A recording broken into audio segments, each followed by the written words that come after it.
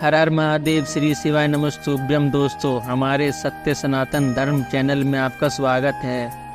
आप लोग जानते हैं कि कार्तिक मास का आरंभ हो चुका है। कार्तिक मास में भगवान विष्णु की आराधना करने का विधान है।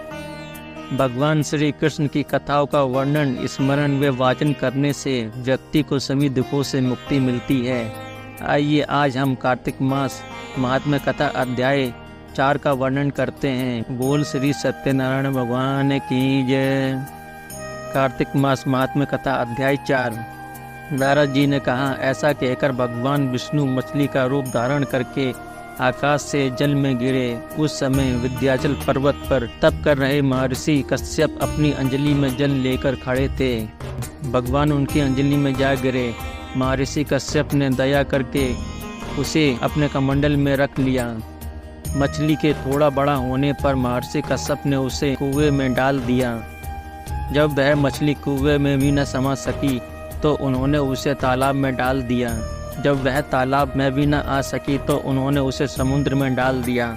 वह मछली वहाँ भी बढ़ने लगी। फिर मत्स्य रूपी भगवान विष्णु ने इस शंकासुर का वध किया और शंकासुर को हाथ में लेकर बद्रीवन में आ गए। वहाँ उन्होंने संपूर्ण ऋषियों को बुलाकर इस प्रकार आदेश दिया, मुनिवरों, तुम जल के भीतर बिखरे हुए वेद मंत्रों की खोज करो और जल्दी से जल्दी हो सके उन्हें सागर के जल से बाहर निकाल लाओ। तब तक मैं देवताओं के साथ प्रयाग में ठहरता हूँ। तब उन तपोबल संपन्न महर्षियों यज्ञ और बीजों सहित संपूर्ण वेद मंत्रों का उद्धार किया। उनमें से जितने मंत्र जिस ऋषि ने उपलब्ध किए वही उन बीज मंत्रों का उस दिन से ऋषि माना जाने लगा।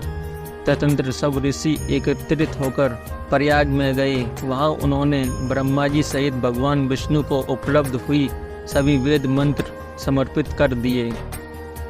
सब वेदों को पाकर ब्रह्मा जी बहुत प्रसन्न हुए। उन्होंने देवताओं और ऋषियों के साथ प्रयाग में अश्वमेध यज्ञ किया।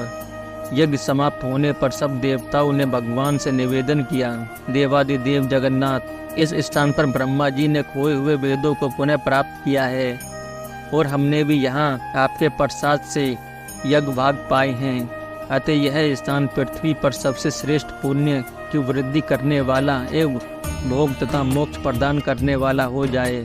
साथ ही यह समय भी महापुण्य में और ब्रह्मघाती आदि महापापियों की भी शुद्धि करने वाला हो जाए तथा यह स्थान यहाँ दिए हुए दान को अच्छे बना देने वाला भी हो, यह वर दीजिए। भगवान विष्णु बोले, देवताओं, तुमने जो कुछ कहा है वह मुझे स्वीकार है। तुम्हारी इच्छा पूर्ण होगी। आज से यह स्थान ब्रह्म क्षेत्र के नाम से प्रसिद्ध होगा। सूर्यवंश में उत्पन्न राजा भागीरथ यहाँ गंगा को लेकर आएंगे और वह यहाँ सूर्य कन्या जमुना से मिलेगी। ब्रह्मा जी और तुम सब देवता मेरे साथ यहाँ निवास करो। आज से यह तीर्थराज के नाम से विख्यात होगा। तीर्थराज के दर्शन से तत्काल सब पाप नष्ट हो जाएंगे। जब सूर्य मकर राशि में स्थित होंगे उस समय यहाँ स्नान करने वाले मनुष्य के सब पापों का यह तीर्थ नाश करेगा। यह काल भी मनुष्य के लिए सदा महान पुण्य फल देने वाला होगा। माघ में सूर्य के मकर राशि में स्थित होने पर यहाँ स्नान करने से सालों के आदि फल प्राप्त होंगे। देवादिदेव भगवान विष्णु देवताओं से ऐसा कहकर ब्रह्मा जी के साथ वहीं अंतर्ध्यान हो गए। तत्पश्चात इंद्रादि देवता भी अपने अंश से प्रयाग में रहते हुए वहां से अंतर्ध्यान हो गए। जो मनुष्य कार्तिक मास में तुलसी जी की जड़ के समीप श्री हरि का पूजन करता है वह इस लोक में संपूर्ण भोगों का उपभोग कर अंत में वैकुंठ धाम को जाता है। कार्तिक मास कथा का 4था अध्याय पूर्ण हुआ। बोल श्री गणेश भगवान की जय। बोल श्री सत्यनारायण भगवान की जय। लक्ष्मी नारायण भगवान की जय। कार्तिक मास की आगे की कथा को सुनने के लिए वीडियो को लाइक करें, चैनल को सब्सक्राइब करें और बेल घंटी को ऑन कर दें, जिससे आने वाली कार्तिक मास की कथा सबसे पहले आप तक पहुंच सके।